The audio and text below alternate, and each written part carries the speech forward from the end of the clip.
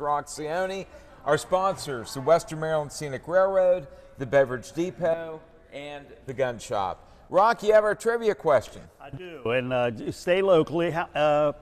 We love our high school football around here. How many coaches, head coaches, have our two city schools had in their history? How many total coaches? Head coaches in their long and illustrious histories. And for Fort Hill, we're not going back to Penn Avenue School, are we? We're not. We're not. All right. I don't think we are. No, we're not. So we're starting in 1936. That sounds right. No, yes. Right. In Allegheny, the 1920s. 26, I guess. 26 or 27. How about that? All right, good. We'll look forward to getting the answer at the end here. And Rock, business back to normal for us Cumberlanders over this weekend. Allegheny beat Southern Thursday night 42-0. Fort Hill beat Mountain Ridge 62-0. Both city schools looking like their old selves. Yeah, I'll tell you, Mountain Ridge has, you said it Saturday. I mean, every team has, well, not every team, Fort Hill doesn't seem to have down years, but they are really down. Shockingly so, I think. That was just, they were never in the game, and part of it was the field position, right. I'm sure, but part of it is they have absolutely no running game except for their quarterback, who is tough as nails, but he's certainly not enough to carry the load against someone like Fort Hill. In the kicking game, Bobby Brower, his kickoffs just buried Mountain Ridge all the time. And meanwhile, Frankfort won its 21st consecutive game. Again, all these by 3 touchdowns or more in that stretch. It's amazing. Frankfort 66, Brook 13, up there in the northern panhandle. And then Kaiser beat John Marshall 55-13. So the Mineral County schools both, Kaiser has 1 loss, Frankfort none. So it's a great year for football in Mineral County. Yeah, it really is. And you know, the number of points they put up against John Marshall really surprised me. How about you? I mean, John Marshall's, if you looked at their record, that's pretty surprising that they gave up that many points. So this coming weekend, Friday night, we have Fort Hill hosting North Hagerstown. The Hubs have returned to the schedule. They're having a good year. I think they have just 1 loss, maybe 2. And then Kaiser at Allegheny. I think you're right, one loss. Kaiser at Allegheny Saturday afternoon at 1 o'clock. And boy, I have not picked who I'm going to pick in that game yet. That's a tough one. Yeah, I think you're right. I think it's a very tough one. At the beginning of the year, it might have been fairly easy to lean towards Allegheny. I don't think so now. Kaiser's chewing up the yardage, and you know, the more you win like that, the more confidence you get, and the more you want to win, the hungrier you get. So I think Allegheny hands full Saturday. So please join us. And then Rock, Brad Reed sent me this score. St. James beat Murray 50. How do we care? Well, St. James was on the schedule last year. St. dropped, picked up Brunswick, so Allegheny had to go down to D.C. and play Murray, who beat Allegheny, and St. James beat him by 17. So it's pretty interesting. Yeah, and that must have been a fun game. We thought that the quarterbacks for each team are so talented and so exciting to watch that fans might really have a good experience at that game. Again, we got to get used to it.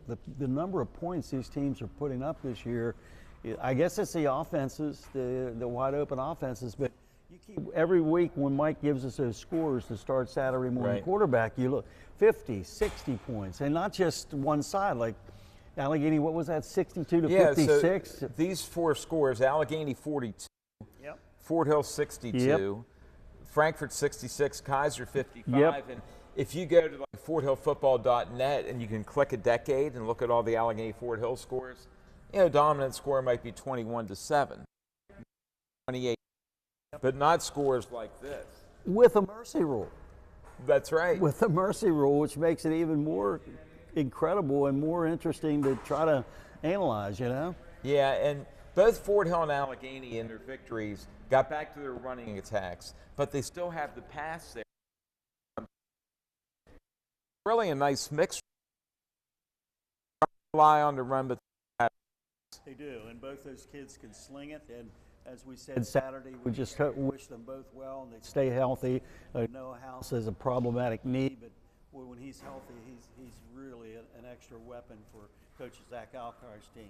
All right, now some of our other local sports. Boys soccer, The last regular season game on WCBC will be tomorrow night. Bishop Walsh at Kaiser. BW won its homecoming. They beat Chestnut Ridge 5-0. Rock, we did all those games at Chestnut Ridge. I never thought about their soccer program. No. And somehow BWAD Mitch Peters found Chestnut Ridge for homecoming, and it worked out great. Right, good. Yeah, we were always treated so well at Chestnut Ridge, Yeah. and that football team was always a very competitive and interesting team to watch. Max Shoemaker was That's the coach right. there, yeah. He was great.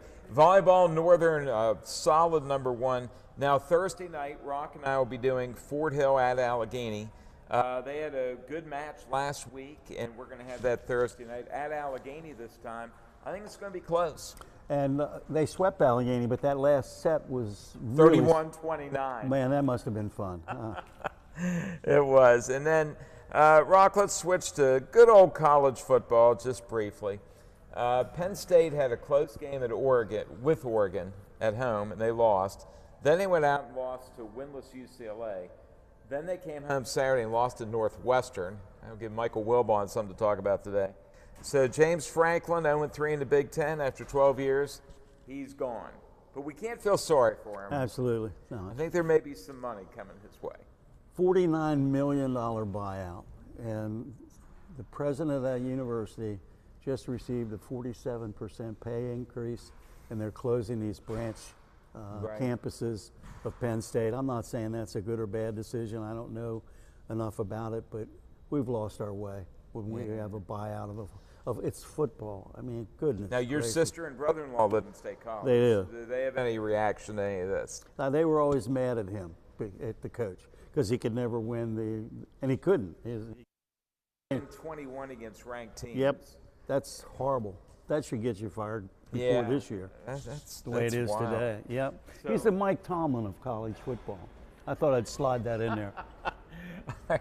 You're listening to the Doc and Rock podcast, brought to you by the Beverage Depot, the Gun Shop, and Western Maryland Scenic Railroad. Speaking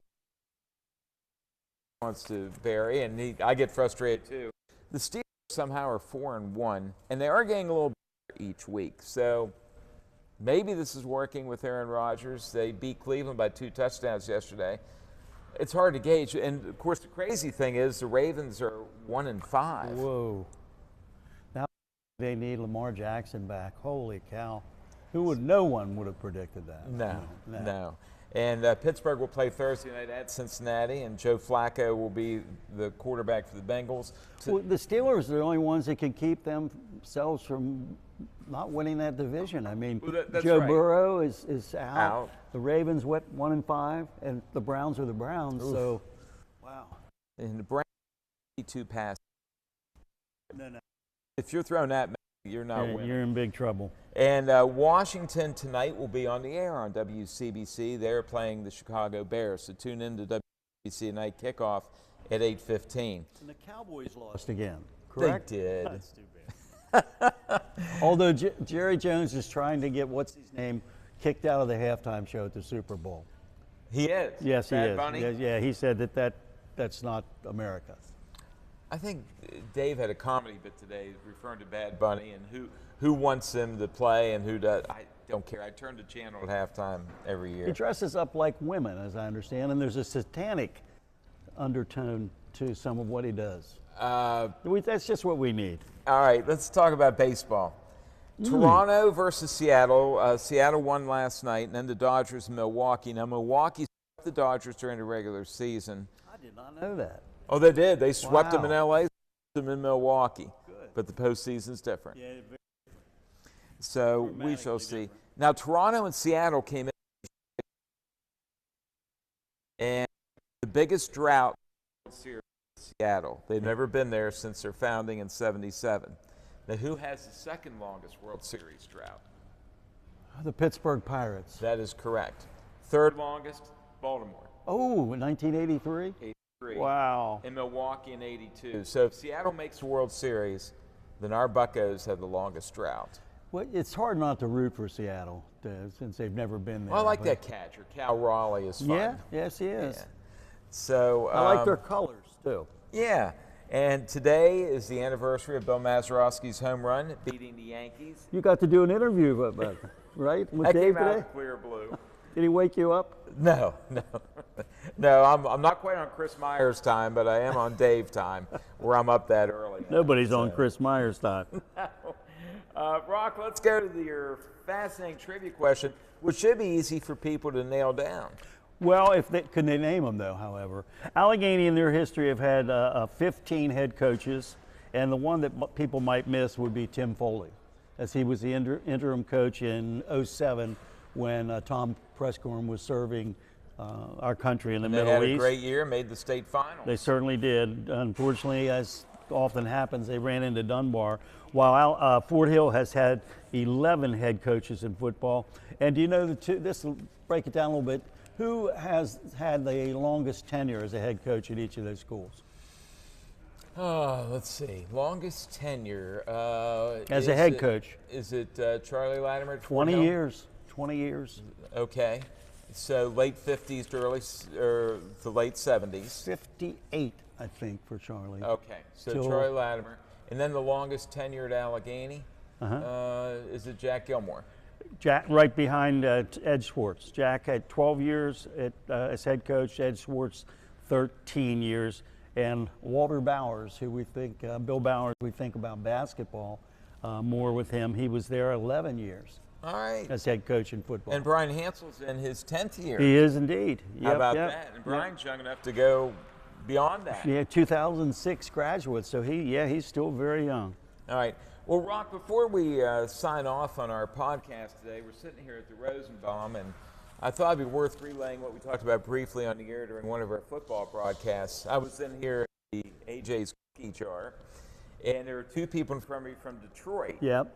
So I just heard them talking to the person working the counter. Then I go outside, and two people hop out of their car and go, "Hey, we're from Illinois. Where's a good place to eat?" Yeah. So without even walking around saying, "Ask me, I'm from Cumberland," I had two different interactions with people from out of town within a block. So there are so many people visiting here. Where were the people from in church? Fort Worth, Texas yesterday, and where else? Could you? We had people from Virginia, and we've had people from Florida in church. Yeah. So we have people from all over the country coming to Cumberland. So if you see, and you can tell, at least on Baltimore Street, when somebody's walking by and they're a visitor, because they're looking the around. Architecture, yeah. Yeah, the architect. Yeah, I brought BW kids down for an architecture tour of downtown, and Mulaney hosted it. It's fascinating. It really is. It's just a beautiful downtown. So, welcome those people, engage them if you feel like Please it. do. So we got a lot going on, and let's keep the momentum going. Well, think about it. I mean, for years, 40 years, 45 years, we've needed private investment in the city desperately, and we have it now. Support these people who are taking their hard-earned money and investing in our city. Quick nod now. Max is back, ladies. Soon. And Rural King opening soon. Yep. So stuff going on. True. Yes, we are. That is going to be our Doc and back next day. And again, kudos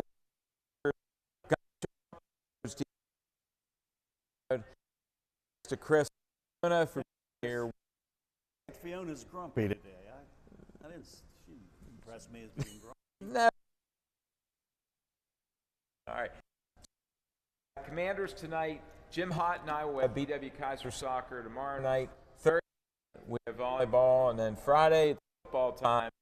We look forward to bringing it to you. For Rock Cioni, this is Jim Zamani for WCBC.